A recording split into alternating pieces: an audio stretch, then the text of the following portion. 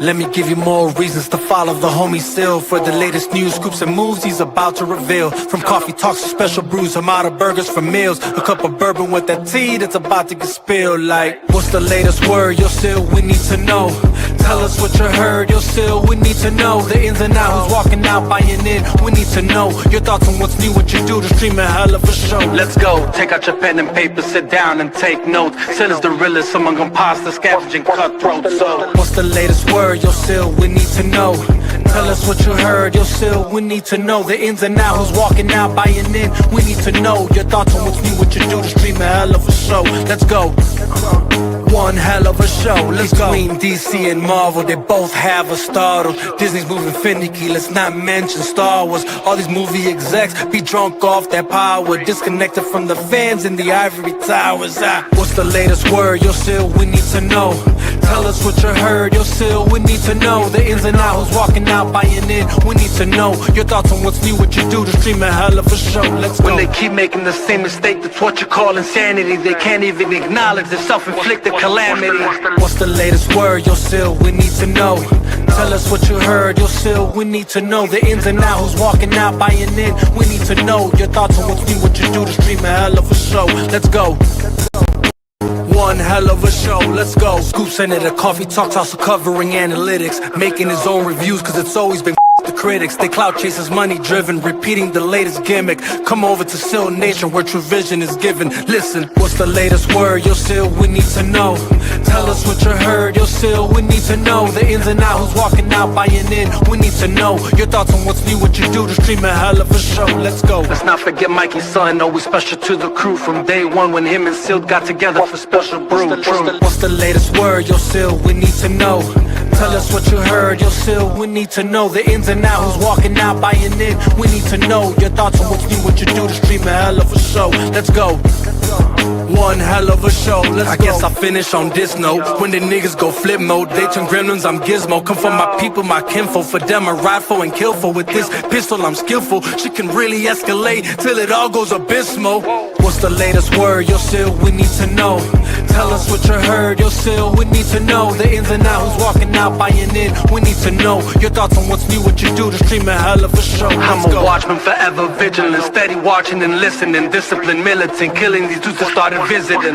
What's the latest word? Yo, Sil, we need to know. Tell us what you heard, yo, Sil, we need to know. The ins and outs, who's walking out, buying in, we need to know. Your thoughts on what's new, what you do to stream a hell of a show. Let's go. One hell of a show, let's go.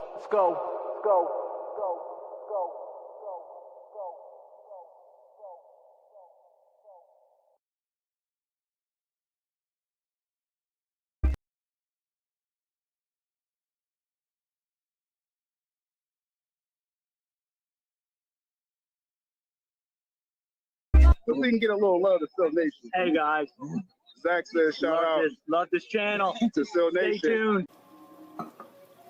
It's Coffee Talk with Sylabdul. Give us a thumbs up and subscribe now. Wake up in the morning, eyes crusty, heavy yawning. My phone keep going off, so I shut off the alarm and then head into the kitchen to get the coffee brewing. French roast with French vanilla, my own French revolution. Next movement is to tune into Coffee Talk with Sil. My girl starts to yap if I tell her she needs to chill. I hear enough of the yapping from all of these goofy shills. Plus I'm trying to be informed of whatever's the latest deal, for real.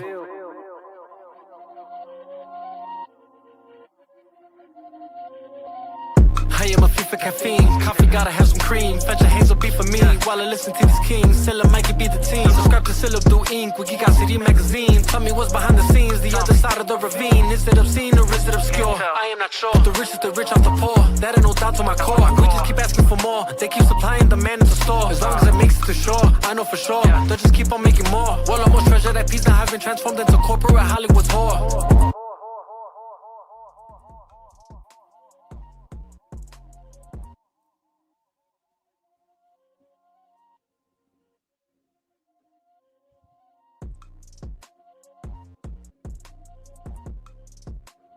What's up? What's up? This is Sylabdul here for Coffee Talk, the real Coffee Talk. We're really in the morning.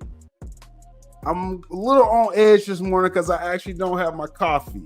So this is kind of like the decaffeinated version We slipping this morning. I looked in the kitchen, didn't have my French roast and French vanilla.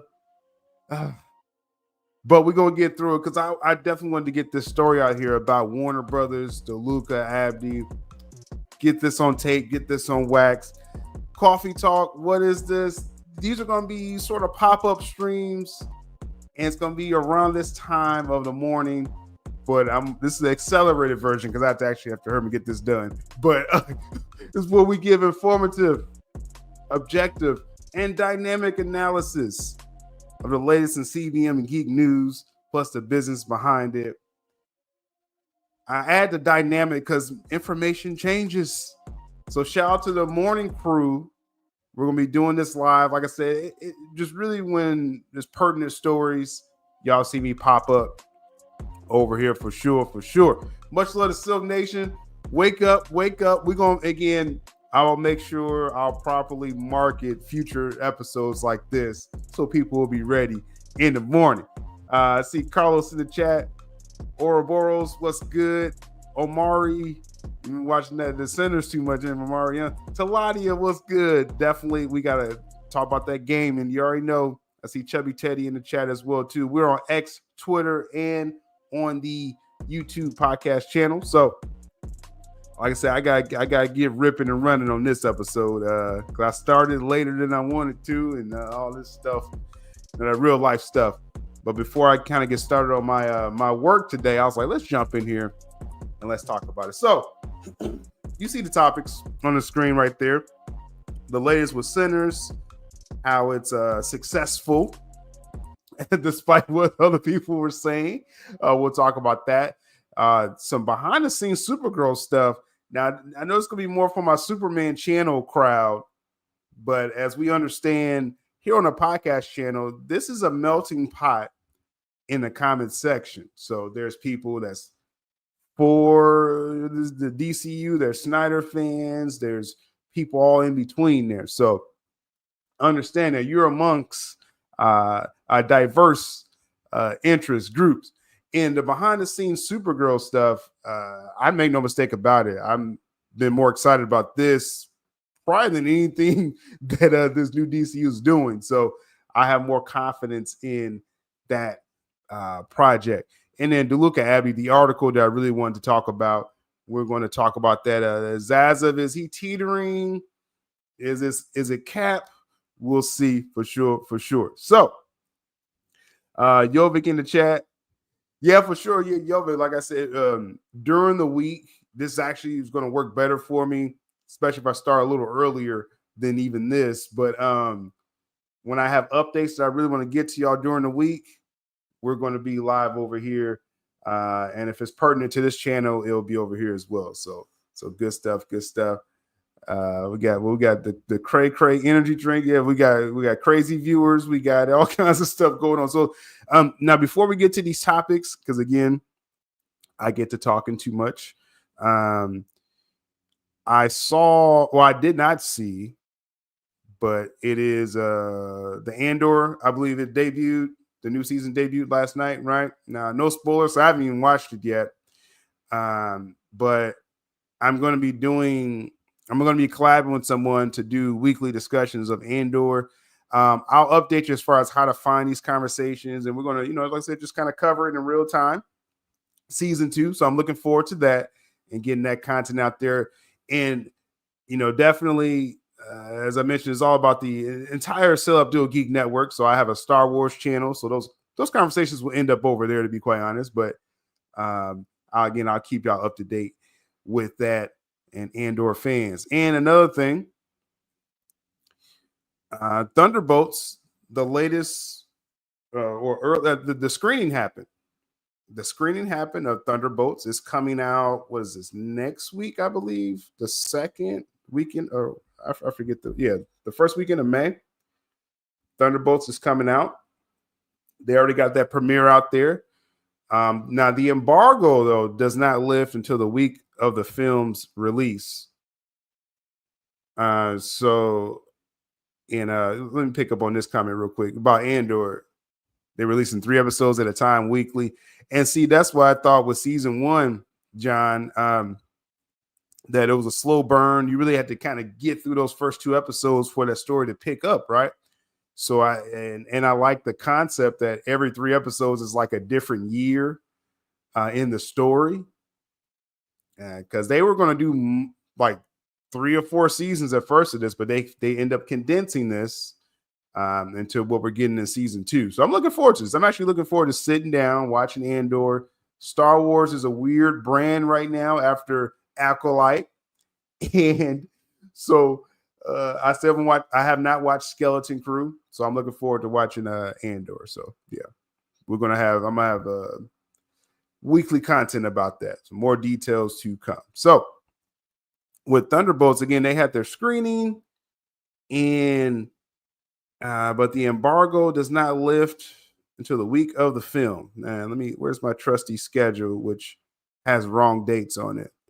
Yeah, May 2nd. So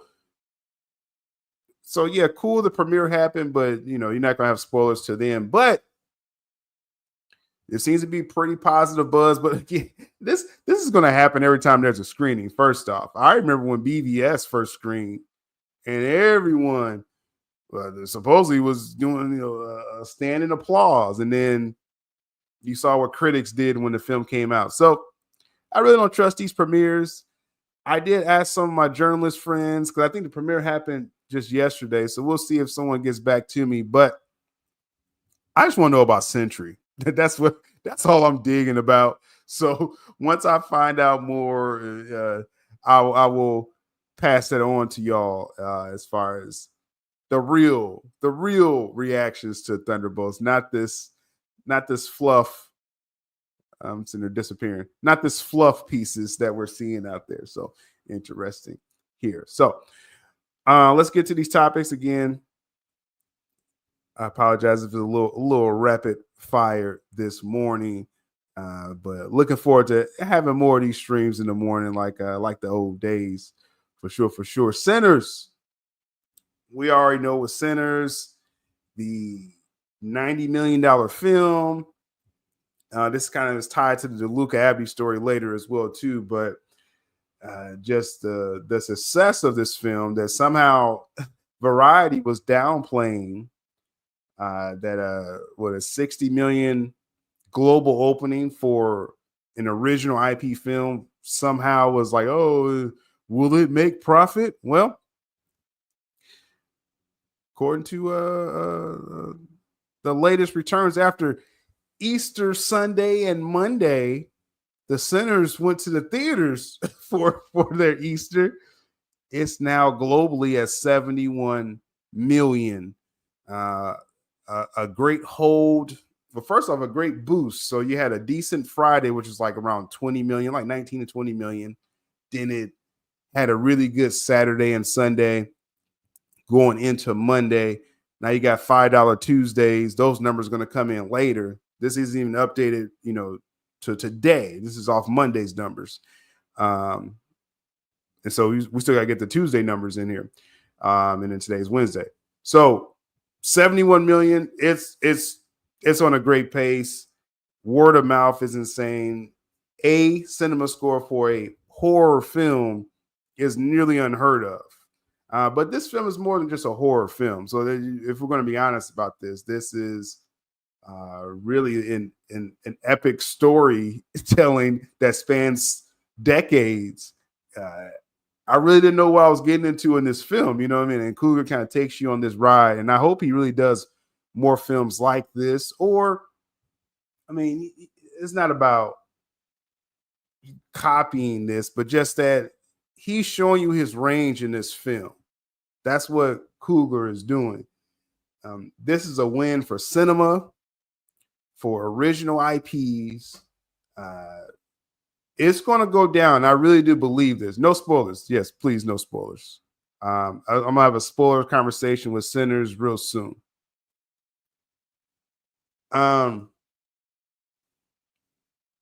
This is going to go down, though. I know a lot of people will say globally, people know Ryan Coogler for Black Panther.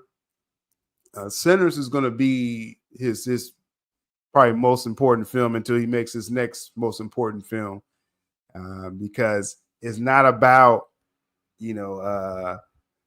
big IPs and people and execs making decisions on films. And this was purely artistic expression. He was coming from his culture, but he was also showing how it connected with other cultures. This is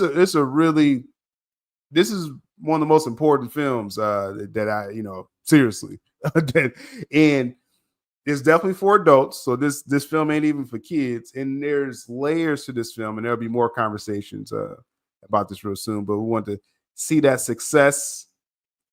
Let's see. John did not like it. That's okay. Prime, shout out to Prime. He thought it was fantastic. Taladia still has to see it. And again, like when it becomes a vampire movie, it really becomes a vampire movie. But it's not jarring where it's just like, oh, I'm so out of the story. No, because he's been setting up all these story arcs, and they just happen to go through this night of supernatural beings, and you see how they come out on the other side of it, and the destinies of these characters. It never seen nothing like this before, man. Shout out to Neo Sevens in the chat. John said the conspiracy while they're downplaying the performance. But yeah, John, the thing, we're at the age, we're in this information age where everyone can look up everything. And so Variety just kind of played themselves trying to downplay. As if, first off, and we'll talk about it because the DeLuca article was going on that, but as if Coogler's not worthy of, getting his masters, you know what I'm saying? Like, so that's one thing. And then not everyone gets that deal. That's the point. And then also, too, it was a bidding war. So, if you like in sports terms, if you're bidding against other companies, Cougar was shopping his original IP. Universal wanted it. Other people wanted it.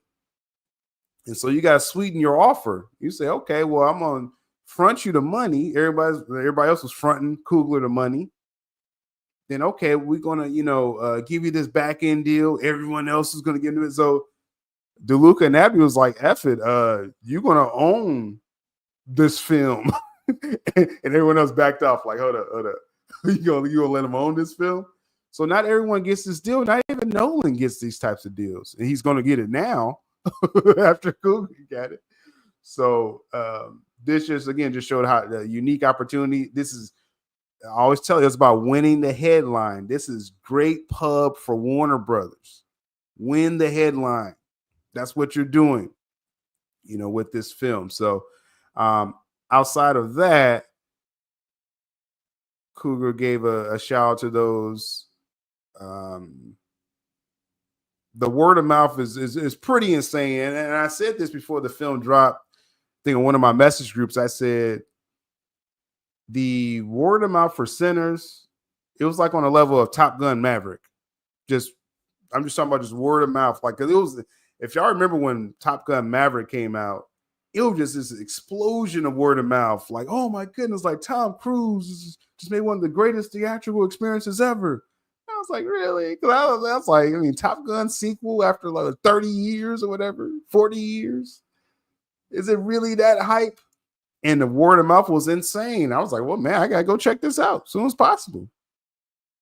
It wasn't the fluff stuff like you hear with Thunderbolts. Oh, it's the best MCU film since Endgame. That's their Dark Knight. It was the best MCU film since Endgame. It's like, okay, calm down, Thunderbolts. I want some real word of mouth.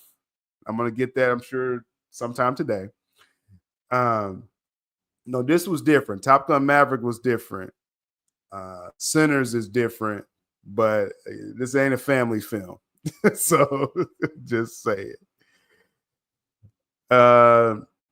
Weird they didn't treat Tarantino that way. Yeah, exactly. And when it's a bidding war, that's why you got to start.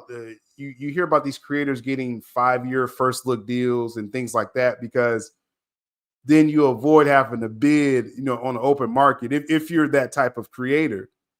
Cougar just showing he's on that level.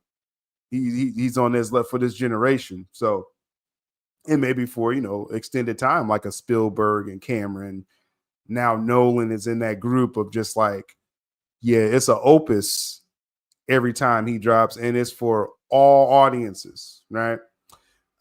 So no, I definitely applaud that. But of course, we know what's going on with that.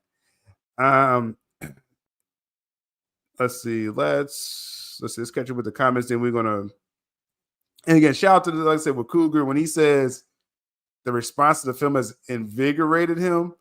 It's like, oh man, like he's doing Black Panther 3 next. I really do believe this is going to be his best Black Panther film that he's going to put him and his team going to put together. Coming off of, just this heat, this artistic freedom, Marvel, Feige may come with some notes and Coogler may be like, I got an idea. I got my idea, and this may end up being his last film with Marvel because this is about creative control now. Trust the artists. That's what, is going on with Cougar right now. And but I think he's going to do his best Black Panther rendition. The first one, it was like a global success. We understand with the second one, I feel like he never even did that second one at the time that he did it. And just the subject matter, making it a funeral for Chadwick Boseman, I didn't think that was the right move for the second one. It's still a watchable film. It's like, it's not a bad film. It's just like the character choices they did with the film. I was like, why? I know that was on Marvel because they wanted to get that film out as some kind of funeral, but this next one's going to be pretty interesting. And then they said he's doing an X-File either film or series, or I think it's got to be a film. I don't think Cool's going to do a series. So that's going to be interesting to see him get weird and trippy with X-Files. And then what is he going to do next, man? It's going to be amazing. Amazing stuff. So we're going to bookmark the Coogler talk. Let me catch up what y'all saying. Every character had his part. It's very rare where you have an ensemble cat. Well, I mean, it's mostly about Michael B. Jordan, twins, and Sammy, the artist. It's really kind of his story. But all these supporting characters, most of them, not all of them got a proper send-off, in my opinion, but it was interesting seeing so many character arcs like topped off in one film like that. That's very rare. Usually it's the main characters, the supporting characters disappear somewhere. This film was unique, man. And I got to see it again. I'm going to go see it again this weekend. Cougar getting the rights to the film after 25 years. Studios don't want other filmmakers getting that kind of deal. Yeah, and who else is getting that deal? That's the point. Who can walk to a film studio right now and say, "Yeah, I want my rights back in 25 years." They're like, "Who are you? You better be Christopher Nolan." They won't even get it to Cameron because they'd be like, "Cameron, we're not gonna get it to your estate after you pass away." So how many people are really gonna get this deal? That's the point. That's why he got the deal, because not everyone can get this deal. This didn't set some precedent where some bum directors can now try to ask for their rights. Nah. They better recognize who Cougar is. Word of mouth of this film is going to help tremendously. Yeah, I think it's going to hold, like I said, the 70 million. And that's after Easter, the Easter weekend. Then this crazy word of mouth. You got people just like me. I don't watch vampire films. That's not even my thing. Just like I wasn't into zombie films, but Zack Snyder did something different with the zombie stuff, made it interesting for me. You're gonna have people curious and saying, it's not even. It don't sound like the style of film I will watch, but everyone is glazing it. So let's check it out, right? And there's some real glazing in the film. Hide your kids. There's some real glazing going on in the film, but that's going to bring that second week crowd where it's like, oh, I'm kind of curious now. And then you're gonna have people like me. I'm gonna be a repeat viewer because I enjoyed it that much. But I want to get more into the story, right? And so that's why I'm going back to see it. This is a win for Warner Brothers. You know, I gotta start keeping a scorecard, like people that wants Warner Brothers to fail, people that has an open mind, people that just straight glazing. Like I need to keep a scorecard. Right now, this is a W for Warner Brother glazers and people who have an open mind. Those that's shaking their fists at Warner Brothers, maybe this ain't the best week for you right now. You know, it's all good. Let's see. I see Fernando in the chat. What's good with you, man? We up here early. This is the real coffee talk. The real. And we're going to be pop during the weekdays. This is one you'll probably see me pop up for pertinent topics. Said Top Gun Maverick was probably the biggest positive surprise for me ever. Yeah, it was just crazy word of mouth for Top Gun Maverick. I was like, man, because I wasn't even thinking about seeing him. Like, do I want to see old Tom Cruise out there, doing his stunts and breaking his leg and stuff? Like, do I want to see him do that in a plane? And Top Gun Maverick is one of the best films I've ever seen. It's the best third act of a film probably ever. Like, I'm gonna try to think of other third acts, and I'm talking about just the presentation of the third act. It's perfect.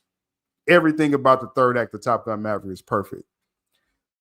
It should be studied in film schools, how to cap off a story properly in the third act, not use all the CGI stuff. You know what I'm saying? It's that good. Top Gun Maverick is that good. With Sinners, I do have my issues actually with some of the third act.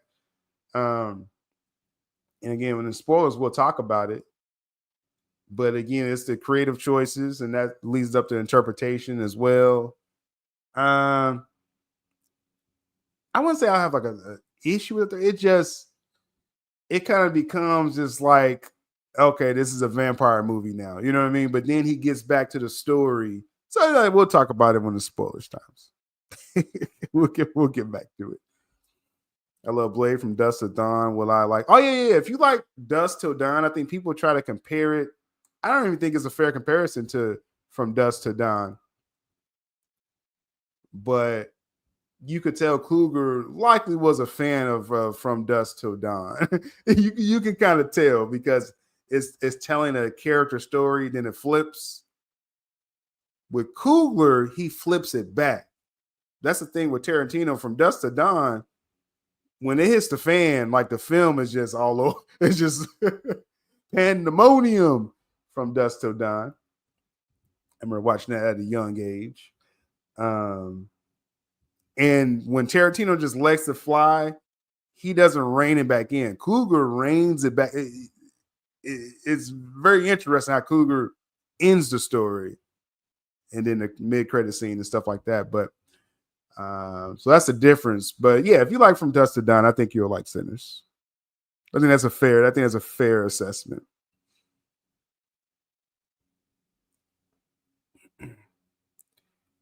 Yeah, that the animated Wakanda series, he's a producer on it. I think they're just giving him points off of that. I could see Coogler becoming more of a free agent, just like Christopher Nolan, especially after this film. You know, he's already signed up for Black Panther 3. Then after that, I think he's going to be like, hey, either I could do my idea or I'm not doing Marvel again. And because Black Panther 3, I think he could pencil in $1 billion for the momentum that he has. Marvel's trying to get his act together. But creative, freedom, that's going to be the thing for Coogler going forward. John says, I want him to stop making superhero movies.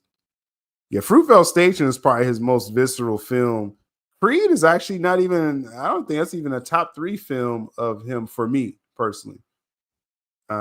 It's good, but is that good? I mean, he's coming with so many good films now. It's like Creed I think Creed is underrated though. I say that. I say it's not in the top 3. Then I say it's underrated. He wasn't supposed to succeed with Creed like that. That just wasn't supposed to happen. Taking the Rocky franchise and remixing it, that doesn't always go well. And Creed is a great watch. It's a great watch. But I just think Fruitvale Station is the rawest film he's ever did. Just like Nolan, I think Memento, if people know Nolan's catalog, Memento, where he tells the story backwards, is just the rawest thing I've ever seen, with Nolan. That's how I feel about Coogler's Fruitvale Station. It's just raw. It's Michael B. Jordan's probably best performance as well, too. And then, like I said, I think I put Black Panther up there because that's just such an opus. Sinners, like I said, is my favorite Coogler film right now, though. Yeah.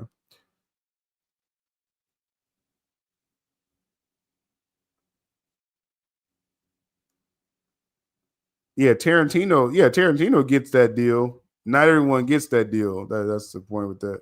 That getting the rights back. He should just made a Black Panther movie the way it was supposed to. Chad would have wanted it that way. Yeah, Chadwick Boseman, he looked at the Black Panther T'Challa as a mantle. So, that's just like saying, Christopher Reeve, he passes away. Well, it can never be another Superman. Or, let's the next Superman film, let's make it without Superman. It's like, come on, man. That was my problem. I don't mind the Shuri character getting the suit. But that's not a T'Challa story. You have Black Panther and you making a sequel. I want a T'Challa story. It's so much more they could have did with that character. And so they should have recast, for that second one. Or just not make, if you weren't ready to make it, and I understand. If you're just like, man, we're just not ready to move on, fine. Don't do the movie then. And I'm talking about Marvel. Like Marvel, don't, Feige, don't do that movie then. Take it off the slate and wait, take a breather. But Coogler was contracted to do it, so they went forward with it. So that is what it is.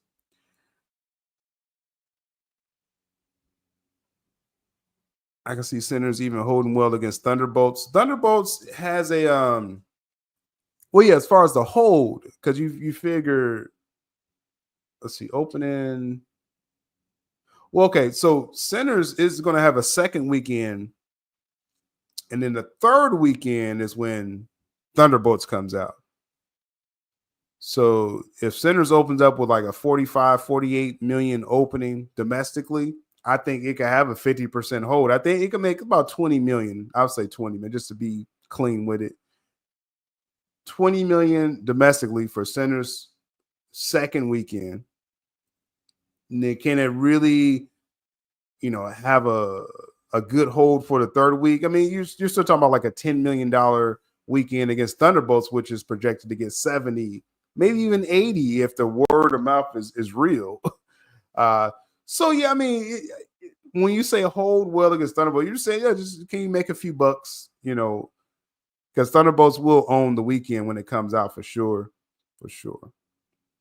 One thing too, what I like about with Sinners, the conversation online is that everyone's trying to get these IMAX screenings, and they're going fast, right? And that's really cool to see people rushing to IMAX and trying to see this in the 70 millimeter format.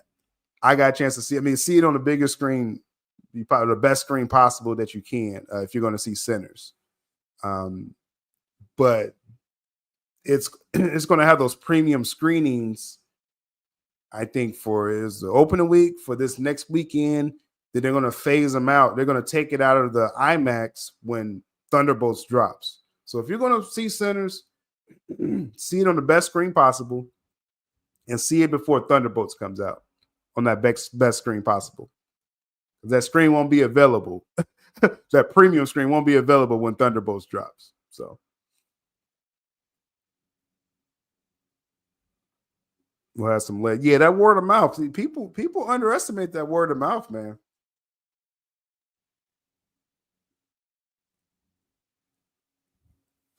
They underestimate that. That's when you get those legs. And I will say this too, because I know there's a conversation around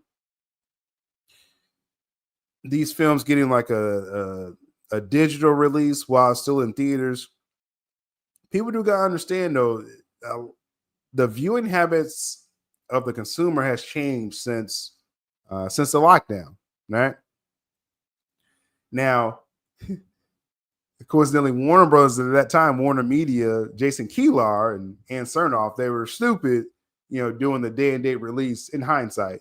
At that time, everyone thought it was probably cool, but you were killing the profits for artists, directors, agents with that day and date release, same time at home and in theaters. But they did see like, hey, if people had the chance, if they wanted to be lazy, they would just pop that digital release, for about $20, $25, and watch it in the comfort of their home. If given a chance, more people would do that, 4 or 5 weeks after the film comes out. So that's what they're hitting people with, and that's just straight profit for the film. So they're giving people that choice. You want them to go to the theaters for the first 2 or 3 weekends. Then after about a month, if they had the chance to just sit and watch it at home, that's still straight profit for them. Now, is that great for theaters? Probably not. That's probably not helping a lot of theaters, but that just means you need more original stories. It's not all just about blockbusters. You need stories like Sinners, what Nolan will probably do with, like Oppenheimer. That wasn't like a big IP type thing. So we just need more varieties, better films, not just leaning on CGI films. That's what's going to help theaters. But for studios, making it a digital release after 4 or 5 weeks doesn't actually hurt. There's just profit for them. But theater owners may not like that, though. So I just wanted to touch on that. Let's catch up here because I know I spent too much time on this, and I gotta wrap this up. Let's see. I don't know. Let's see. I may live on the edge today. We'll see. I may not have to speed up as much as I need to. We'll see. We'll go off the comments and the viewers. How's the likes? That's what we'll do. We'll base it off the likes. I do appreciate the turnout of likes for my State of the Phantom this past weekend because I was complaining the whole time about it. But but I do appreciate it. And I only stress that because, again, YouTube, they always say, remind the viewers to smash the like. So I have my own unique way, I guess, of doing that. But no, definitely, if you do enjoy the content, no, definitely smash the like. That's the easiest thing you can do to help the video, the conversation, the comment section. I always appreciate the comments. I'm going to have a very interesting reading viewer comments video for this channel. I did a few for the Superman channel. I'm going to do one for this channel probably this weekend.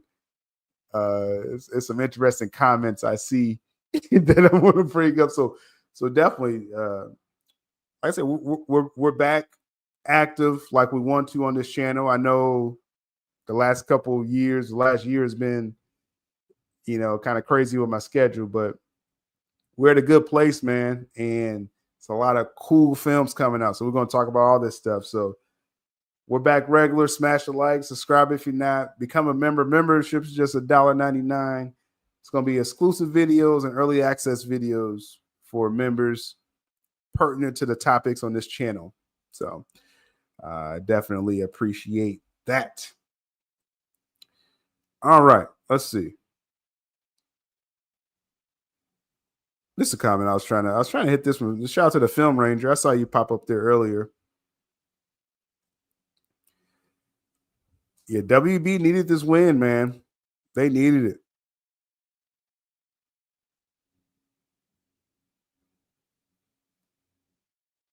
Fernando talking about Supergirl. I need to yeah, actually I gotta move on to I need to move on to that actually. I keep running my mouth about Sinners because it was just so much with that topic.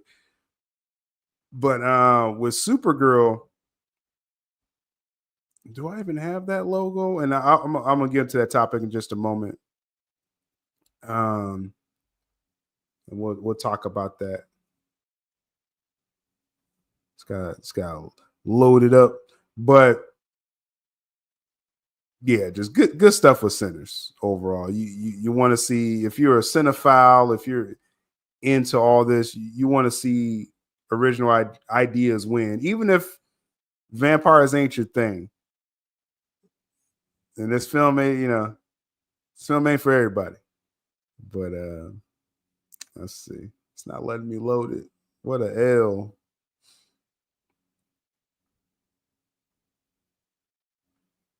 Okay, 1 second here.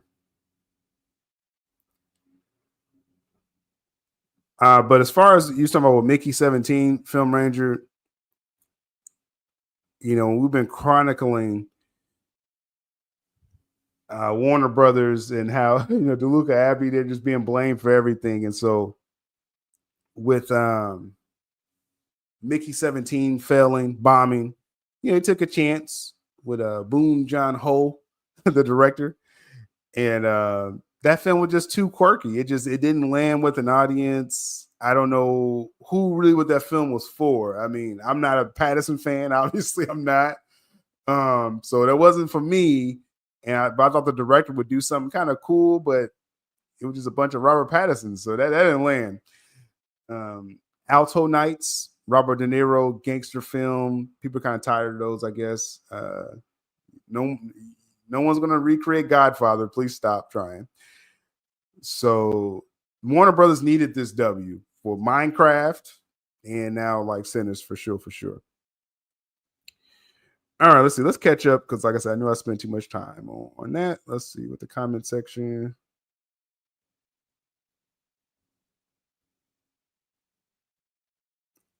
A milestone DC film. I'm with Coogler. I'd rather Coogler like create his own superhero. Like that's that. And again, I understand like people's like, oh, he should do Blade. He should do, and I get it. I mean, he's obviously qualified, to do all that. But it's like, man, I'd rather Coogler just cook up your own world at this point. That's that's what I think with Nolan. People's like, oh, Nolan should do DC again. No, Nolan, nah. Let Nolan create a new, Inception. It just gets to points with these directors. Like that's why I like with Zack Snyder, just do Rebel Moon. But I mean, we do want him to finish, his story, his DC story. But like besides that, like Zach, you just do original ideas. I mean, at the core, I'm a DC fan, so yeah, I would want all these guys to do DC, but I want them to do their own thing as well. Let's see, let's catch up here.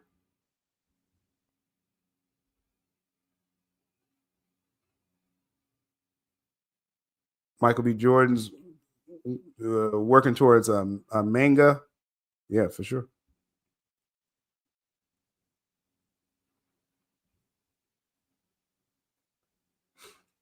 When am I watching Thunderbolts? When am I reviewing it? I don't know. I didn't get a screener yet for it. So if I don't see it within the next week, then I'm gonna be there opening weekend. I'm gonna see it as soon as I can. But I'm waiting to hear from some people that saw the premiere, and I want to know about Sentry. So as soon as I find out about Sentry, I'm not gonna spoil anything, but I'm gonna blast it to everyone what I hear about that. So I just want to see, was Sentry cool? Did he cook? I don't got to spoil nothing else for me,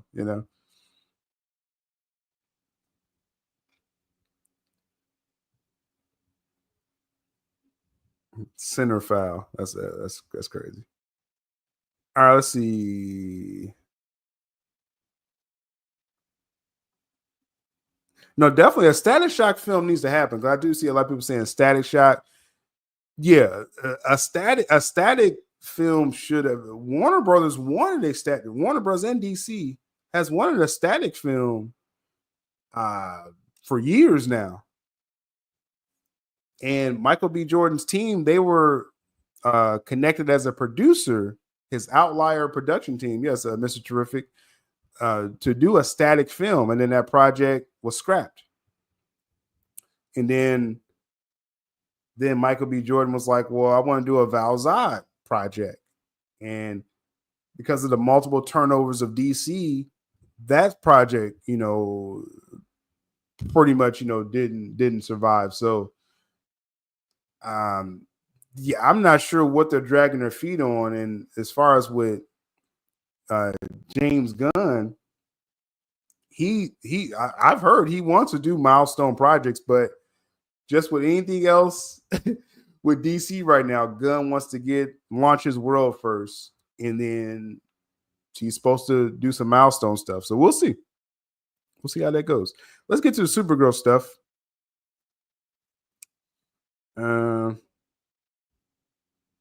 Let's see here. And the image that Fernanda was talking about first, we got the new look, Supergirl.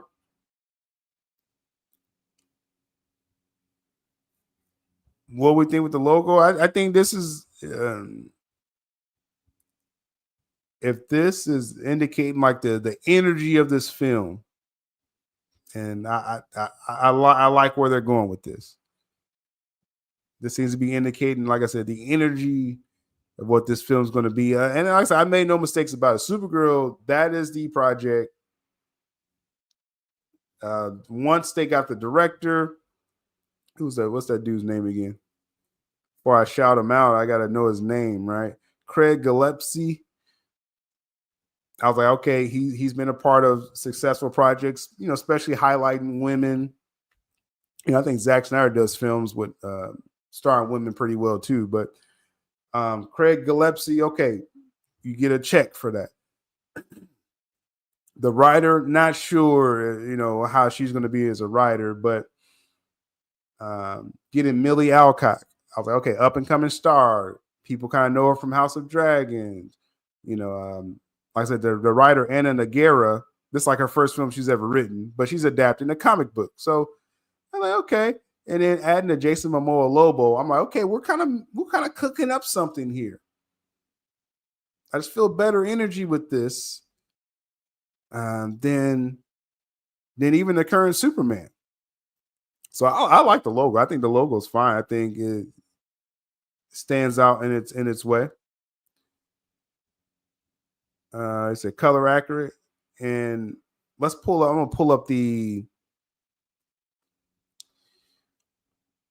we got some cool behind the scenes shots, right? You got this account out there. They're like on set, just like we got the Superman stuff last summer.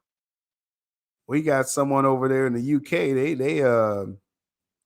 They getting everything about Supergirl. So I'm gonna pull up their page here. Let's see.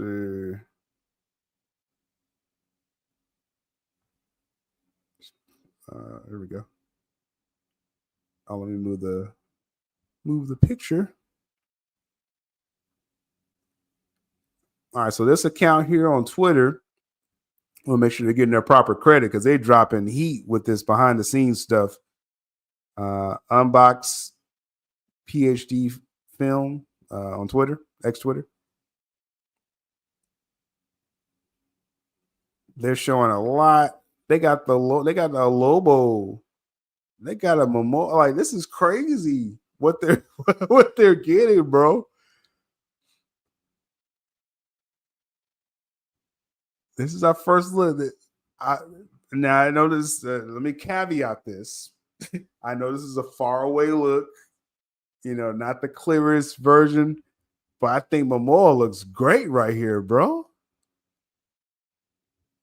Now, Lobo, as far as I heard, he, it's a supporting role. It's not, and he's going to pop in and out a couple of times in the film.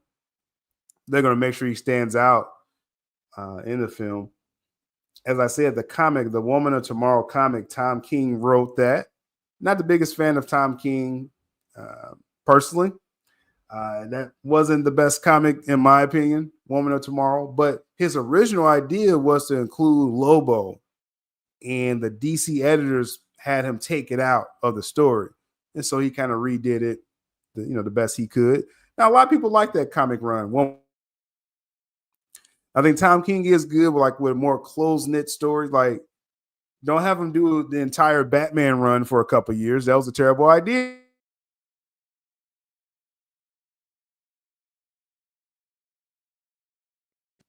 I'm sorry if I glitched for a second. As soon as I talk about Tom King, my trouble occurred. As soon as I start talking about Tom King. But doing like a one-shot story or a close-knit story, I'm good. I'm good off that. I'm good with that. Tom King's people coming after me now? I see Adrian in the chat. What's good?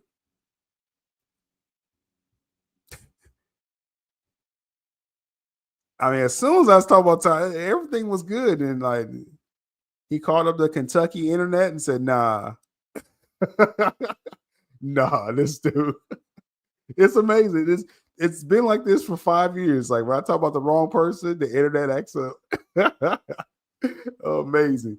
Let's look at what more we got on here. Again, follow this page. I want to make sure they're getting their credit.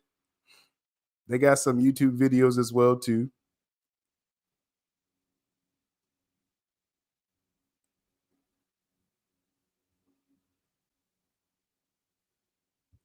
Oh, it looks huge. This is good stuff. And see, this is what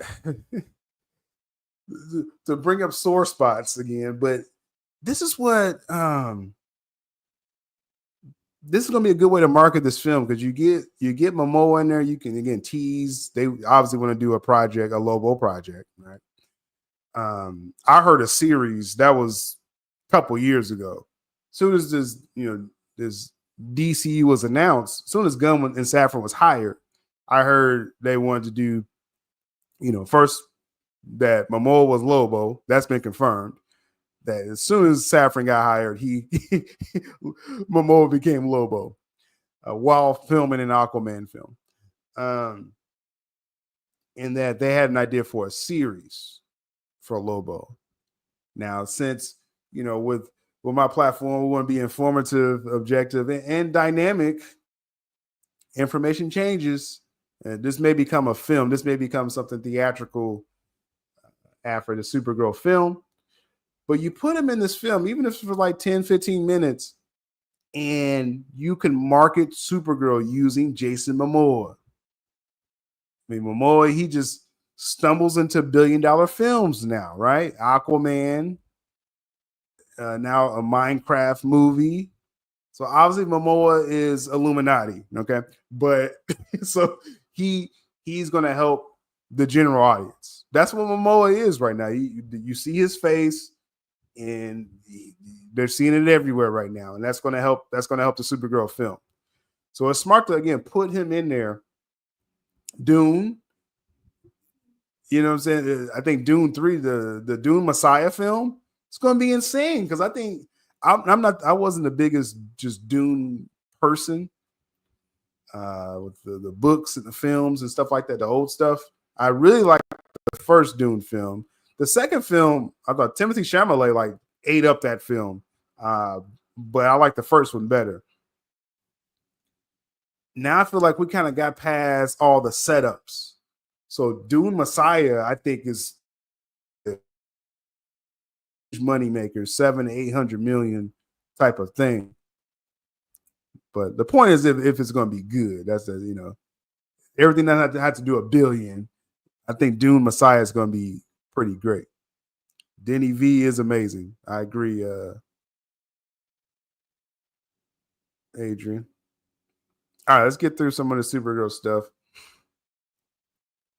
I see how this is going to be with these coffee talks. I'm like, I'm going to pop in here for like an hour. Nah, then y'all start chatting, and the show just becomes longer because of that. But as we do that, though, definitely make sure you're smashing the like. Make sure you still subscribe. over on YouTube. Become a member. Early access, exclusive videos. How many likes we got? How many likes we got? What's going on with YouTube over here? Let's see. I promise I won't rant. I normally don't rewatch my videos, and I rewatched the last one. I was like, man, I was kind of ranting about the likes. I mean, I am, but I felt like I was being annoying. I was like, if I was watching the channel, like, this dude's annoying as F. Shut up. I smashed the like, okay?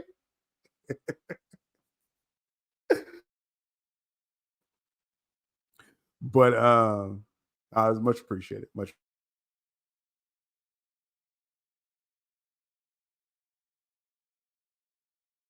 Zapping me right now.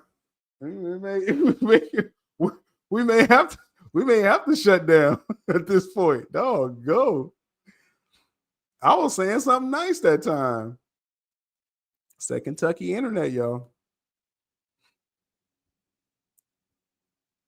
What else we got with this before they zap me again? We got nothing with Supergirl. They had something where Supergirl was flying. They talking about Avengers. I want the super. Oh, this is okay. Oh, that's what I was looking for. That's what I was looking for. This looks great right here, man. Now she's not fighting Lobo right there. She's probably fighting the Krim, the villain. I think they're going to kind of remix how he is in the comic, where he steals her technology in the comic. I think he's going to suit up in the film. And you see a better look of who she's fighting. That's, we thought it was Lobo a couple of days ago, but that's definitely not Lobo, It could just be some random dude, This was some of the best footage I've seen of Supergirl right here.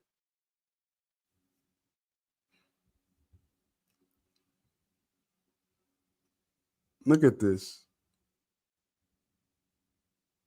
That's a great shot right there, man. This is just all behind the scenes, some wire work. Let's run that one back there. And again, shout out to Unbox PhD Film.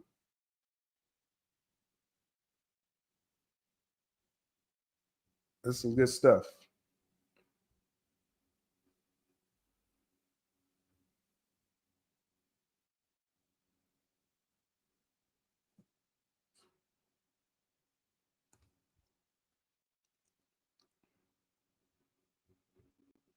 And so they show some of the fight, and then that flying action. I was like, that's gonna look great on the big screen. That's automatically what I thought.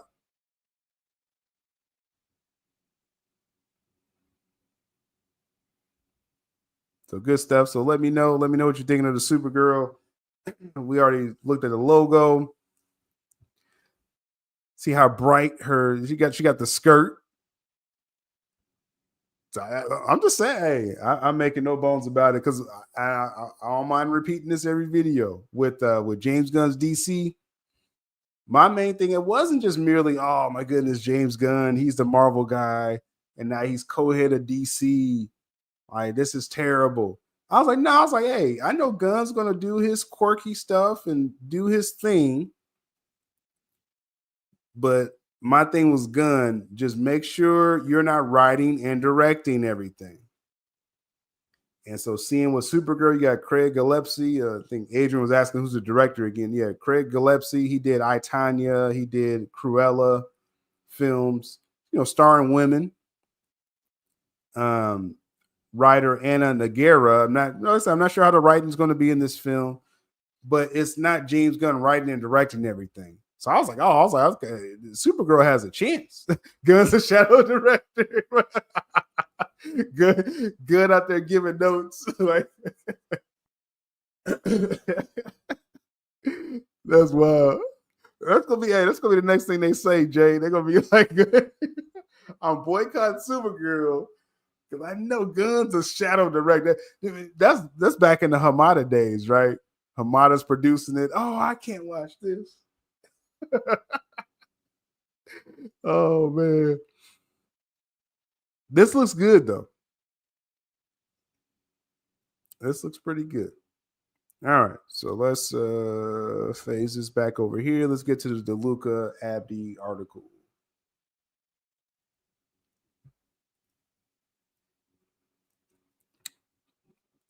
Let's see.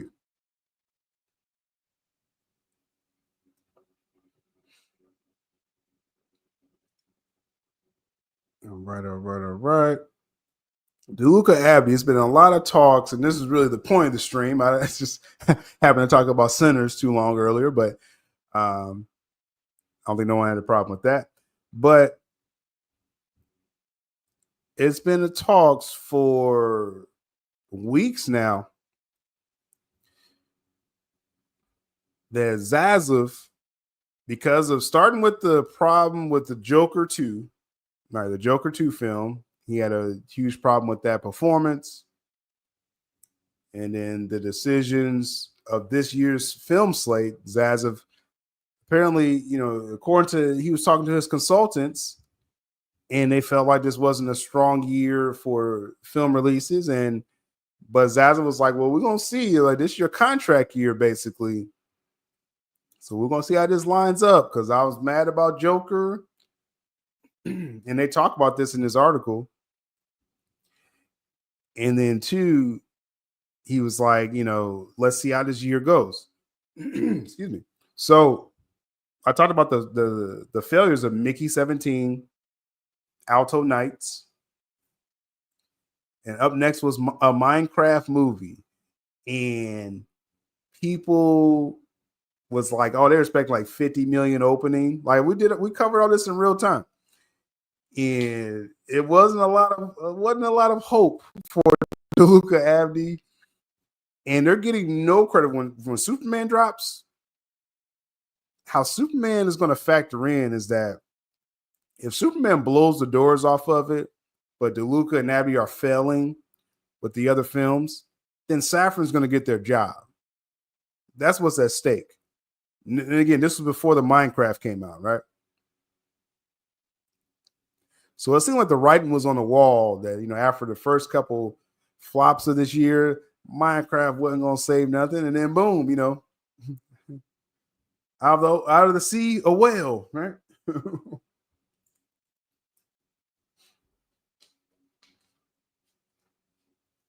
Minecraft totally blindsides the industry. The formula has never changed as far as films. Minecraft, first off, Minecraft is not a good movie. Okay. I took my nieces to go see it. I felt like I got dumber watching Minecraft. Now, no one's throwing popcorn or nothing in there, but they do love that chicken jockey and things like that.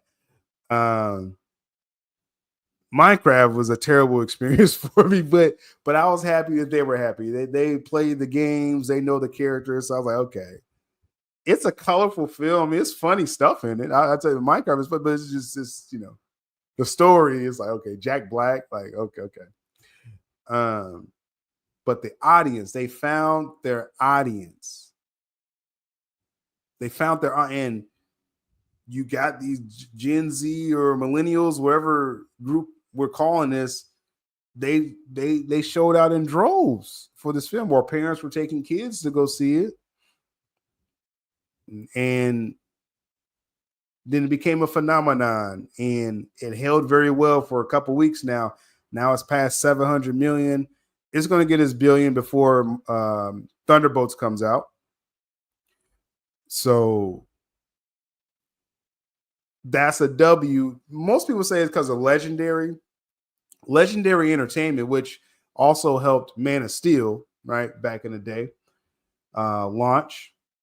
They're also behind the MonsterVerse. They partner with Warner Brothers for Dune, yeah, as well too. They were the ones pushing for Minecraft. It's about new IP. They were like, IP, push that out. And we can find the audience. And Warner Brothers did say that. I covered that article. They said, oh yeah, they're seeing that they found an audience for Minecraft, and they think it's going to do decent. Not $1 billion decent, they didn't think, but they thought it was going to land. and we see what happened. Right, we see what happened with this film. Yes, Legendary Entertainment, just like with Dune and any MonsterVerse film, they're going to get a lion's share of the credit.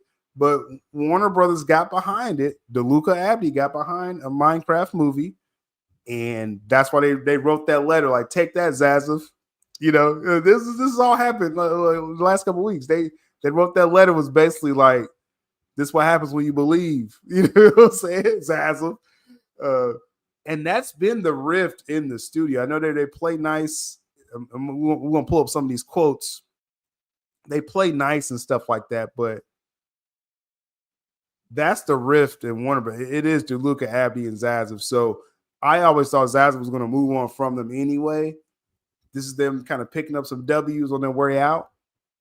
And this article may be more of that, just kind of trying to control the narrative. Everyone calm down. We're going to launch all these films, and then we're going to peace out next year. Or is Zaslav, is he saying, oh, hey, we're winning the headlines? That's all he wants. He's in Hollywood now. He just wants to win the headlines. Show up courtside to a Lakers game and not get nothing thrown at him. So let's see what this article is talking about. Let's pull this up and let me, we got a super chat here from Neo7. It's much appreciated. This channel is monetized again. So it's Gen Z, Jovic. Okay. So not millennial. Okay. Thank you. He's like, dude, boo. There's people younger than me. Okay. I got you. Channel is monetized again, so super chats are open, but also stream elements link in the description should be going in the chat as well. If you want to donate to the channel that way, tip the channel, become a member as well. There's are some members videos, just reports that I don't have a public video for, but we're gonna have new videos coming as well. So Neo7 says DeLuca and Abby are going to collect wins before they hit the door. Exactly is what I feel. But there is some interesting tones in this article, and that's what we're going to talk about. That fuck 'em up. I'ma do my. Appreciate you, Neo Sevens. Let's see.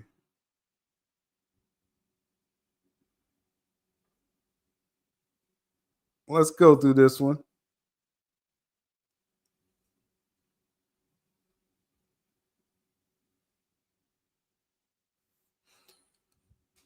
Is there a world where Zaslav is like no, Zaslav, the shareholders and the board, they love Zaslav. They love what he's doing. Zaslav's probably the safest person in their entire Warner Bros. Discovery. Yeah. So good question though. It says Warner Brothers Chiefs DeLuca Abdy, don't count us out just yet. Question mark?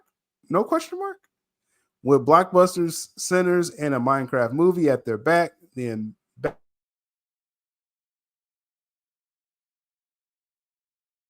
boss, they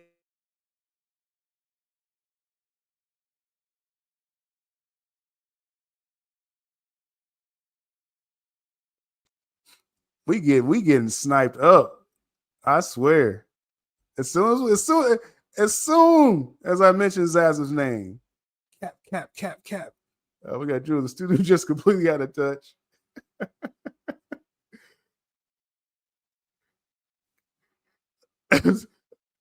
As soon as they asked that Zaslav question, I swear I ain't gonna mention. Should I mention Zaz's name again? Welcome, Adrian, becoming a member. Appreciate the support. You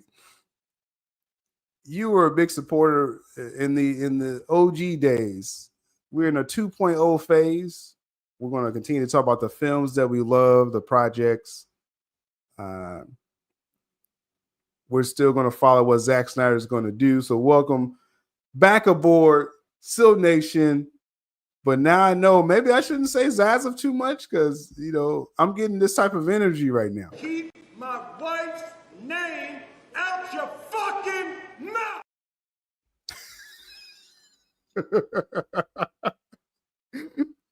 It's just something didn't land well when it was all good like early on. Then I started naming names. It got wild, man. It's like, what? Appreciate you, Adrian. We're gonna have a lot of fun, man. We're in a good place. We're in a wonderful place right now. So DeLuca Abdy. I'll say give me 1 second. Give me 1 second.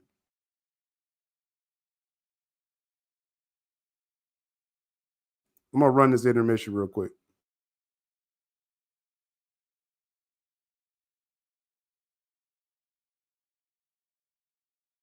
Let me give you more reasons to follow the homie still. For the latest news, scoops, and moves he's about to reveal. From coffee talks to special brews, I'm out of burgers for meals. A cup of bourbon with that tea that's about to get spilled. Like, what's the latest word? Yo, still, we need to know. Tell us what you heard, yo, still, we need to know. The ins and outs, who's walking out, buying in, we need to know. Your thoughts on what's new, what you do to stream a hell of a show. Let's go, take out your pen and paper, sit down and take notes. Still is the realest among imposters, scavenging cutthroats. So, what's the latest word? Yo, still, we need to know. Tell us what you heard, yo, still, we need to know. The ins and outs, who's walking out, buying in, we need to know. Your thoughts on what's new, what you do to stream a hell of a show. Let's go. One hell of a show, let's go. Between DC and Marvel, they both have a startle. Disney's moving finicky, let's not mention Star Wars. All these movie execs be drunk off their power, disconnected from the fans in the ivory towers. What's the latest word? Yo, still, we need to know. Tell us what you heard, yo, still, we need to know. The ins and outs, who's walking out, buying in, we need to know. Your thoughts on what's new, what you do to stream a hell of a show. Let's go. When they keep making the same mistake, that's what you call insanity. They can't even acknowledge their self-inflicted calamity. What's the latest word? Yo, still, we need to know. Tell us what you heard, yo, still, we need to know. The ins and outs, who's walking out, buying in, we need to know. Your thoughts on what's new, what you do to stream a hell of a show. Let's go. One hell of a show, let's go. Scoop Senator, Coffee Talks, also covering analytics, making his own reviews, cause it's always been the critics. They clout chasers, money driven, repeating the latest gimmick. Come over to Still Nation where true vision is given. Listen, what's the latest word? Yo, still, we need to know. Tell us what you heard, yo, still, we need to know. The ins and outs, who's walking out, buying in, we need to know. Your thoughts on what's new, what you do to stream a hell of a show. Let's go. Let's not forget Mikey's son, always special to the crew. From day one when him and Sil got together for special brew. What's the latest word? Yo, still, we need to know. Tell us what you heard, yo, still, we need to know. The ins and outs, who's walking out, buying in, we need to know. Your thoughts on what's new, what you do to stream a hell of a show. Let's go. One hell of a show, let's go. I guess I'll finish on this note. When the niggas go flip mode, they turn gremlins, I'm gizmo. Come from my people, my kinfolk. For them I ride for and kill for. With this pistol I'm skillful. Shit can really escalate till it all goes abysmal. What's the latest word? Yo, still, we need to know. Tell us what you heard, yo, still, we need to know. The ins and outs, who's walking out, buying in, we need to know. Your thoughts on what's new, what you do to stream a hell of a show. I'm a watchman, forever vigilant, steady watching and listening, disciplined, militant, killing these dudes that started visiting. What's the latest word? Yo, still, we need to know. Tell us what you heard, yo, still, we need to know. The ins and outs, who's walking out, buying in, we need to know. Your thoughts on what's new, what you do to stream a hell of a show. Let's go. One hell of a show, let's go.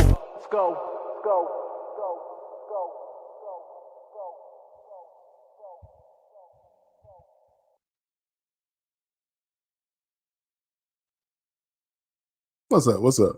We back. So, let's get back into this article here. Shout out to Neo Sevens giving me the L. Tom King's calling. Y'all wow. Y'all wow. It's been an eventful morning already for some reason. And I haven't had my coffee. That's what's thrown off the mojo. I don't have my coffee this morning. But let's go into this article here, DeLuca Abdy. As I was saying earlier, for weeks, as it says, it wasn't a matter of if DeLuca Abdy were getting fired. It was when they were getting fired. It was just presumed, right? They've been put on executive death watch. Dead men walking, anonymous quotes flying, pundits were counting down. They put out their contract information. Like, that's why I knew this was getting messy. I was like, man, no one knew their terms of their contract. And they just put it out there. Yo, next summer, that contract's up. I'm like, dang. That's how you know people don't like you in your own company. They like, dog, go. So we all assume, hey, it's over. Even replacements were being openly speculated about, being interviewed. I'm like, Zaslav is cold. This Zaslav making sure these stories get out there. And they sure did get out there. Then came a vampire. It says the box office success of Sinners didn't just deliver a much needed win for the original filmmaking. It may have saved the jobs. This is conjecture, but we'll go over it. Of the veteran execs who greenlit it. Coming on the heels of Minecraft movie record-breaking launch, Sinners pulled in $48 million domestically in its opening weekend, won over both critics and audiences, offering what looks a lot like a last-minute reprieve for the embattled duo. So, is this really a win? That is the question. That's what we're going to attempt to answer today. But we got some quotes from DeLuca and Abdy in here, so they're fighting back. Let me double check. Who wrote this article? Okay, some new person. So this could be anywhere. I don't know if this is a page shield. Is this a hit piece? And first of all, everything's not a hit piece, y'all. I know in Zack Snyder's days, everything's not a hit piece.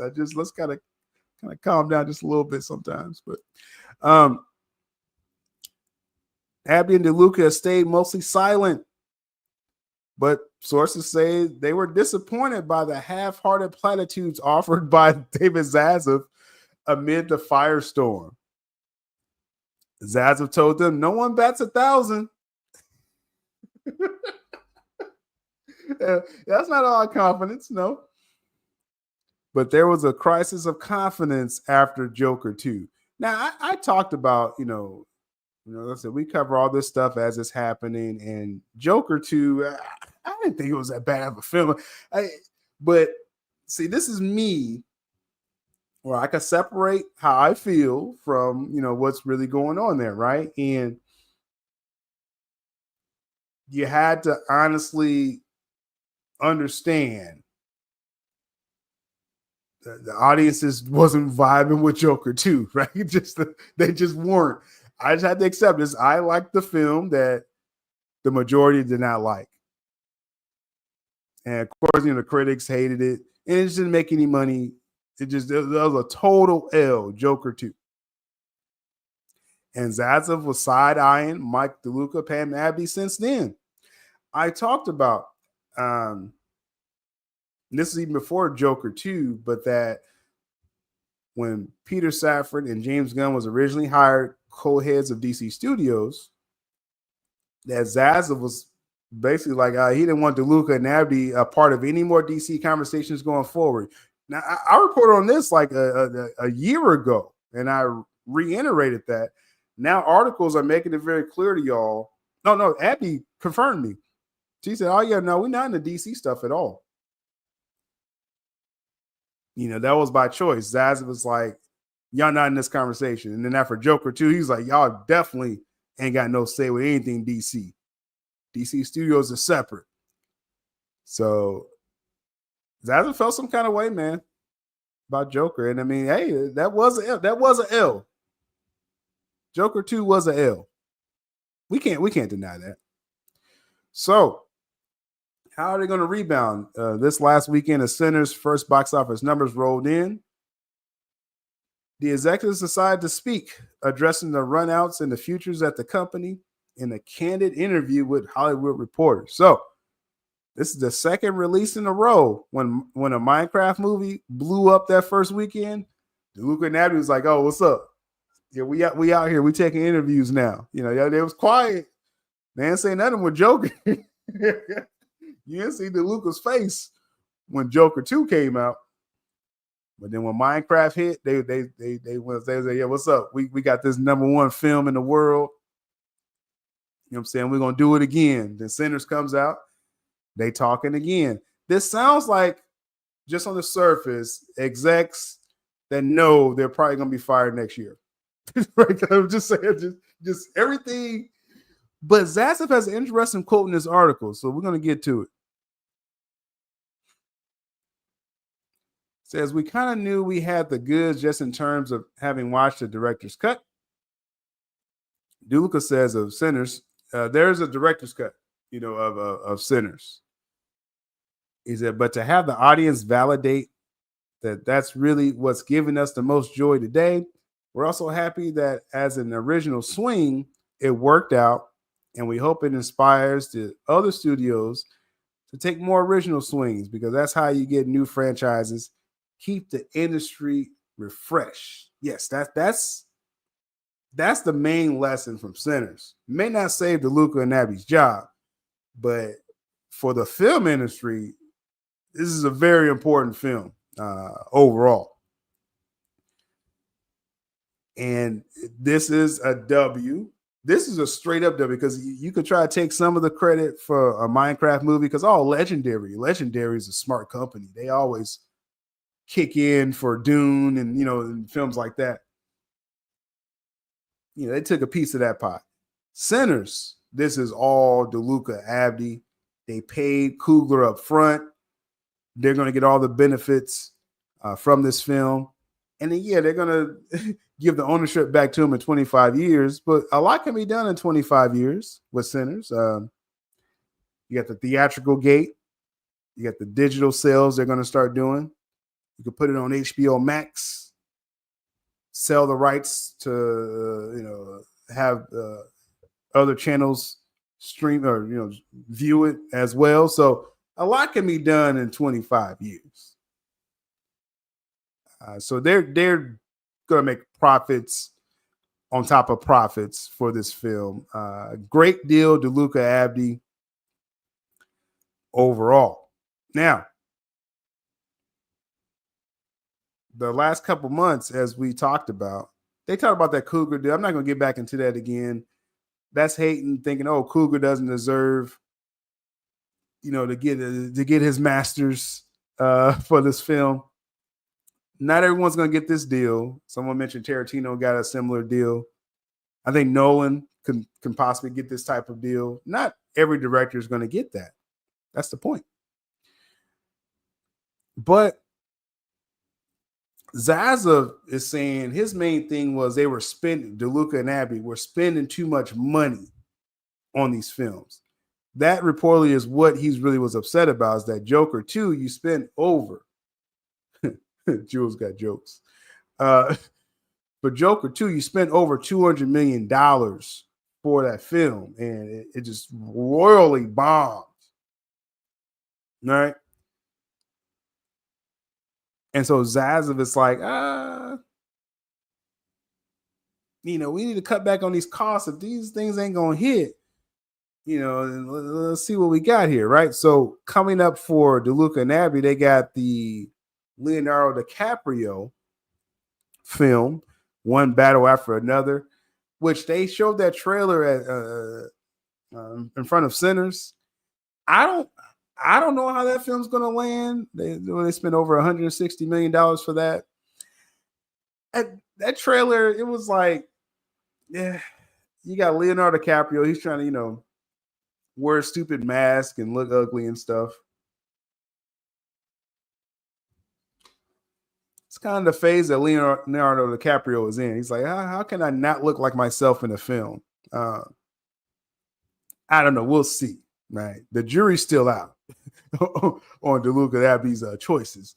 But the Maggie Gyllenhaal's The Bride, which is going to have a lot of chatter around that film, that Bride film, that comes out next March 2026. They spent over $100 million on that. So there's a lot of questions. It's a lot of questions with this film. For sure. With just their choices. So they're not totally out of the woods yet is the point. Yes, Minecraft, that's kind of a half W. Sinners is a total W. This fall, you see how they skip over? They're not even talking about Superman. Totally reiterating again, Superman is not going to save their jobs. It's only going to make Zaslav say, oh, if Superman does well, oh, okay, Saffron, you got the job. This just holds off things until this fall for DeLuca Abdy, and they talk about that Bride film next March because that's before their contract runs out next summer. That's when we'll know. I will say this: like if the Leonardo DiCaprio film bombs this fall, then yeah, you're going to see those doomsday articles again. So right now, DeLuca Abdy, you got a couple W's, and let's win the headlines until this contract runs out. Now, again, they're talking about Minecraft Sinners. There's some quotes with Zaslav, and I want to talk about. Let's see what we're saying in the chat here. Marketing drop for Superman. Is it like new footage or something, Carlos? Like what? A marketing drop for Superman? Like what? Yeah. All right. There's some quotes from Mike and Pam. It says, until a film comes out, there's going to be a certain amount of chatter and wondering, says DeLuca. And sometimes that can lead to gossip, speculation that can escape the walls of your company, leak out to what I affectionately call the snark industrial complex. Let's face it, the clickbait industry does not trade on positive headlines. Warner Brothers continues to be the most dysfunctional company. like he's telling you right there, like, yeah, it leaked out. You know, we knew who was snitching. Those snitches, they getting stitches this week at least. So this is crazy just how comfortable he is that there's people within Warner Brothers still backstabbing people. And maybe most big companies do this, but still, that's still wild that he's just so comfortable. Yeah. We got haters. But Pam Abdy says, I just wish people will wait until they see something before they predetermine what it is, before they have any idea about it. That's the part that's frustrating. Well, yeah, I mean, that's fair. You don't know nothing. I mean, marketing is a big thing, though. Marketing does determine a lot of thoughts on the film. Let's jump down here where it talks about that Bride film. Again, Maggie Gyllenhaal. People are already saying like that because that may be their last chance. Let's say people don't like that DiCaprio film this fall, and we're right back into this mess again going into March 2026. Then, hey, this is y'all last shot. If this don't hit, he's not going to renew your contract. So Abdy says she's pushing back on who's questioning the budget of Maggie Gyllenhaal's Bride. Originally, Netflix was going to do the film, but Netflix didn't want to spend $100 million. Dan Lin. But people were saying that there's reckless spending from DeLuca and Abby. Now, $100 million, I think is a little overreaction. I understand they're spending $200, $300 million on these films, but $90 million for Sinners, less than 100 for Mickey 17. So it's like, why was everybody panicking? You know what I'm saying? Abby says it's concerning to me that they think it's okay for every male director that's gone from making an independent film to getting hired to direct a $150 million Marvel film, which is a budget that the Bride does not have. Yet it's still not okay for Maggie. So she's saying this is a cap on female directors, female narrative. I mean, this is what I would say. I mean, there's certain jobs overall. Like, just make it very plain. Like female directors, I think they can have their own vision and make good films and cut good films just like anyone else. So I don't see why it should be some kind of disparity. This isn't like NBA, WNBA, right? Like like men directors, female directors use the same equipment.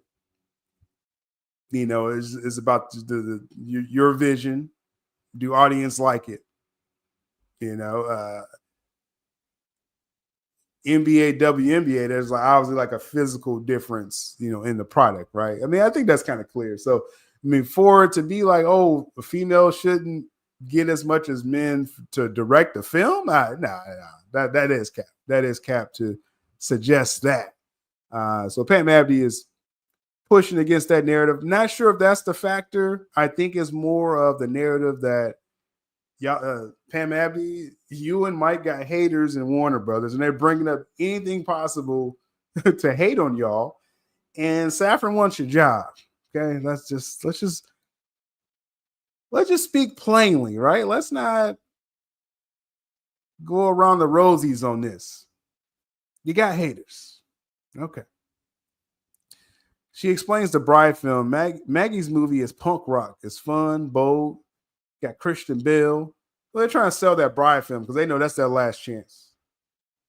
Still is sexist. What I said, a woman can direct. That's how they're going to spin it, Jovic, right? Like, oh, you don't think WNBA should make the same as NBA? That's different. That's totally different. Directors, writers. I think, hey, if your stuff is popping, it don't matter who you are as far as I think films and directing and writing, producing. Deborah Snyder is a pretty powerful producer out there. So yeah, I don't think it should be any difference in that arena for sure. But yeah, so they're trying to sell the Bride. You see the language. They're trying to sell that, right? I want to get to the Zaslav part before I wind this article down. You got people, they're trying to sympathize for DeLuca Abdy, saying, hey, you got to take swings, right? And that's what they've been doing. But the swinging ain't over. That's a spin, Jovic. I know, bro. It's going to be a whole video about it. It's going to have my face saying it's internet trash. He hates women. Oh, man. So, okay, this is the Zaslav part. It says, for now, it looks like their own personal algorithm has stabilized with audiences endorsing both Minecraft Now Sinners. But there's one film goer whose opinion matters more than anyone else's. DeLuca and Abdy publicly insist that relations with their boss, Zaslav seem fine. But it's clear that it hasn't exactly been friction-free over the past few months. According to a source, it was Joker Faliadu that set the stage for the tension. The studio did not test screen the film and relied on friends and family screenings. DeLuca and Abdy were thrilled with the cut they saw, but Zaslav wasn't and made it clear he had strong concerns. DeLuca has privately admitted to colleagues that in this case, Zaslav ultimately got it right. You see the riff again. I said this before this article came out. We knew the riff was right there, but when I talk about keeping that scorecard, or though I'm a fan of DeLuca and Abdy, Zack Snyder's a fan of them. Many people vouch for them. They got it wrong with the Joker 2, right? And I didn't think the Joker 2 film was bad, but just doing friends and family screenings, patting each other's backs, that's not, you don't get your best feedback in that type of situation. I think that's clear, right? And the results kind of stand with that. Now, originally, just side note here, James Gunn's Superman was getting mostly like the whole friends and family thing screenings at first. Then they started getting serious screenings. And then you're seeing more feedback, and I'm hearing more things with it. Though I think they're gonna, I think they tweaked the Superman film a little bit. We'll see. We'll see how that comes about. But ultimately, Zaslav, like DeLuca had to admit, Zaslav got that one right. Maybe he didn't get other things right in DeLuca's eyes. You see the way things are worded here. So that's that button of heads. And so you kind of see why Zaslav, I think Zaslav's a little extreme, but he's like, oh man, y'all messed that up. Like I was bigging up Joker too. And y'all messed that up. Now I don't have this confidence in this year. A Minecraft movie, like we're just reading this, 6 months ago. Got a Minecraft movie, Mickey 17. Man, we ain't making no money off of this. Superman's our only hope. That's what that article was saying a couple months ago. But now they got a couple wins. Again, I don't think this saves their job, but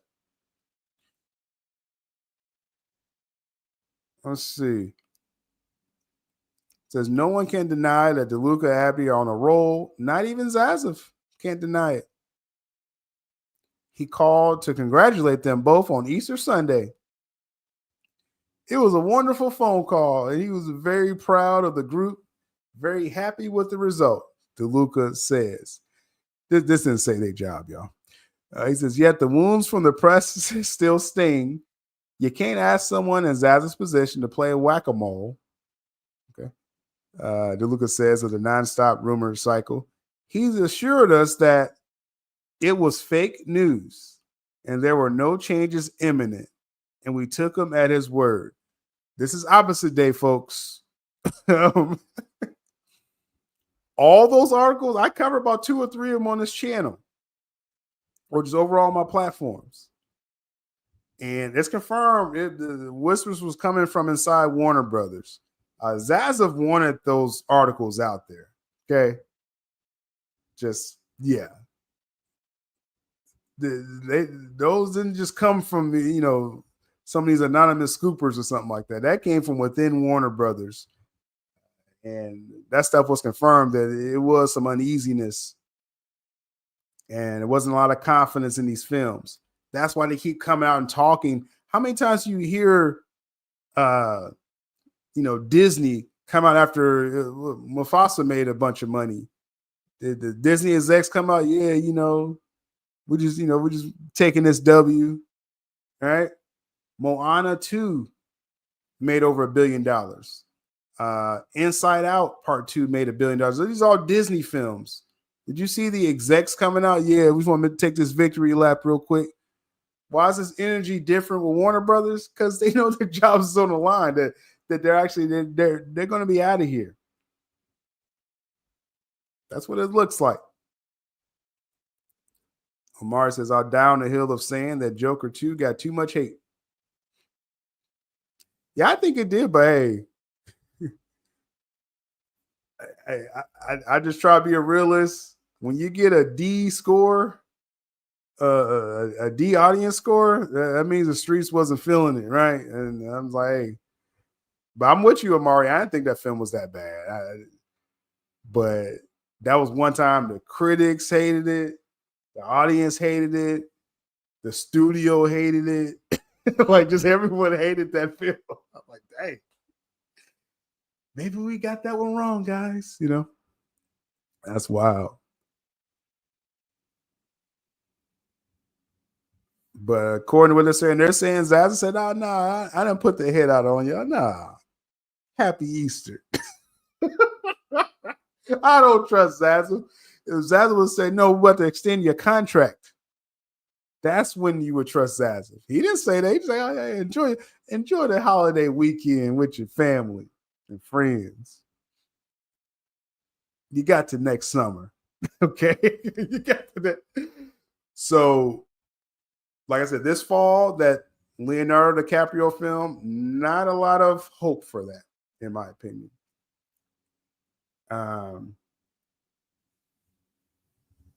But next March, The Bride, that's going to be, again, their last chance.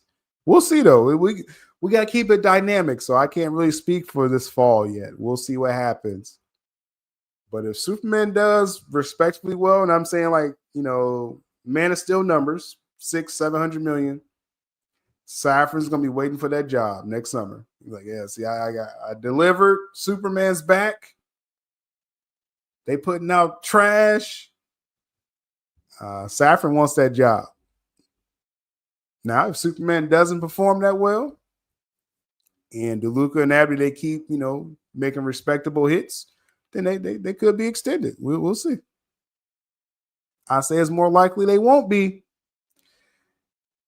But as they say, that's why they play the game. As this article wraps up here, again, we know Sinners is going to do great. Being ahead of Warner Brothers is one thing, though. DeLuca and Abdy also, you know, they have New Line Cinema as a subsidiary of Warner Brothers, right? And they said they have a diversified slate. It's not just all tour-driven films. Again, they're not mentioning Superman. DC Studios is separate. It's separate in Zaslav's eyes. But they get credit for New Line Cinema. They make choices for New Line Cinema. So you got the horror films, Final Destination, Conjuring, and then you got the Mortal Kombat 2 IP, Mortal Kombat IP.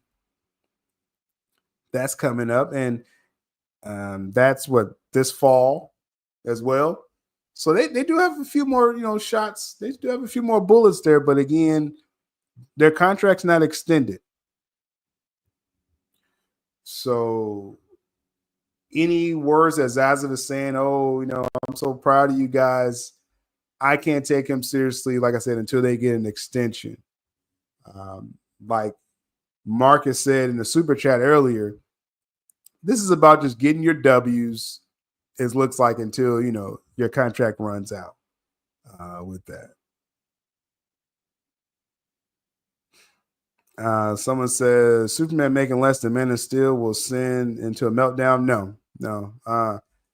Again, I don't know where these ideas are coming from. Basically, Superman, it basically has to make like 550 and they will spin it as a success. Now, I'm talking about what the studio would do on social media, and, you know, as far as what people want to happen. If I personally think Superman is a $600 million film, 550 to 600, and they'll celebrate that. If it makes less than 500, yeah, then that will be where your meltdown's at. Now, you personally may think it needs to make more than Man of Steel for it to be deemed a success. That's understandable. But no, and again, I'm just here to separate from, you know, it's like what we want to happen to what's actually likely going to happen. You know, a lot of people said the Gunn Superman film would never be made. And I was like, no, guys, they're really going to do production on it. No, it's no way. They hate guns. I hate guns, so they're not going to make Superman. And they made Superman. They're going to do a tax write-off on Superman because I hate gun. I was like, no, guys, they're really going to put this movie out. That's going to be the only film they make. You know, last year, I was like, no, they're going to make like 4 or 5 projects. I'm hearing they're going to put that in production. Now you're hearing about this whole first wave of DCU. I'm just here to talk about reality. But now I can give you my opinion on the reality.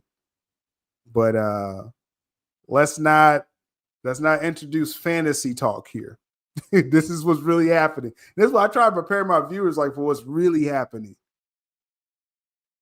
And then, you know, definitely we would give our opinions on it. So there we go. Let's see. Anything else we want to bring out? Again, we talked about the 2 films for the rest of this year, New Line Cinema films as well, those 3 films. And it's all empty talk by Zaslav until he cuts that check. He's not cutting the check, so I don't respect. Any last minute comments or questions in the chat as we wind this down, this impromptu coffee talk? What I will say, if I do during the week, because most of my streams, and just to kind of round this out, most of my streams will be on the weekends.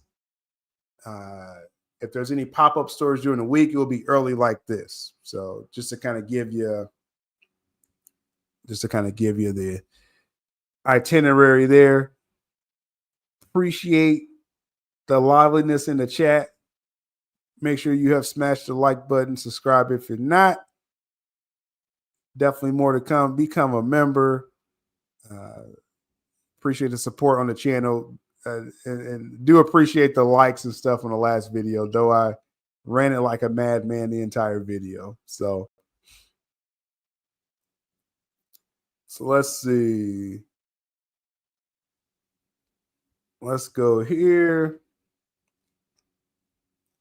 We in wind down mode, so throw your last comments in the chat. About 5 minutes, I think I'll take here. ASAP, I respect your opinion, but brother, this Superman film is just a meh, bland, unhyped as every other DC film except Batman. And it's probably why Gunn wants it abolished. What? I'll be honest, I don't even really understand where we're going with that one. I don't even understand that one. I'm hyped for Fantastic Four. I seen the OG films back in the day. I don't approve of Pedro, but I'll take it. Okay, cool. Okay. So yeah, like I said, with Sinners though, like I said, it's adult. But if you're a cinephile, if you're just into films and things like that, Sinners is definitely worth checking out. Just don't leave the kiddies home. Like I said, the Supergirl footage, I thought it was some good stuff in that Supergirl footage for sure. And DeLuca Abdy, let's just update our resume. I think next summer, I think that's going to be a wrap. Overall with that, I was waiting to see if I was going to hear back about the Thunderbolts screening. Maybe later I will tweet about it or something, because I just want to know if Sentry's dope. If Sentry's dope in the film, then I'm going to be excited for the film. So hopefully I hear something about that later on with that. And as I said, Andor, I still have to watch. This new season of Andor just dropped the premiere, but I'm working on doing some discussions of Andor season 2. So looking forward to that.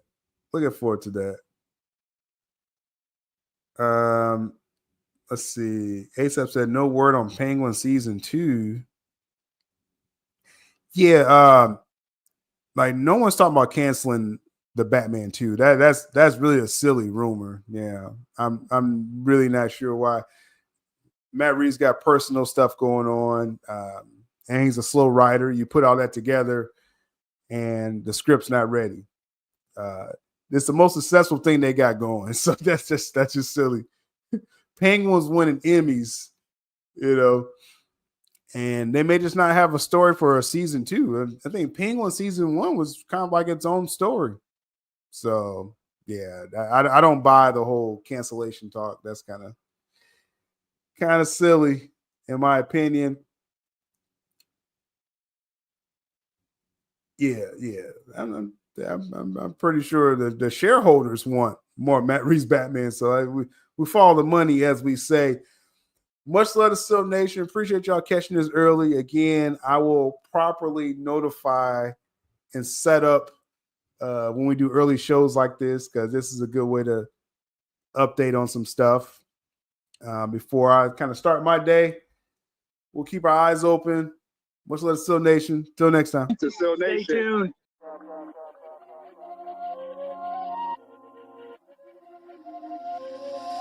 Sylabdul ink to speak true as he bring the news. Coffee talk, stay brew, kick back, get real comfortable. Here to stay, no on delay, make sure I be's informed. On the road, on the go, playing ball on that pavement floor. It's the lifestyle right now, make sure you like, comment, subscribe. Guaranteed all week's going to always be on time. That's my word, y'all heard from Vino Vega's mouth. What's the words much more than what these networks talk about?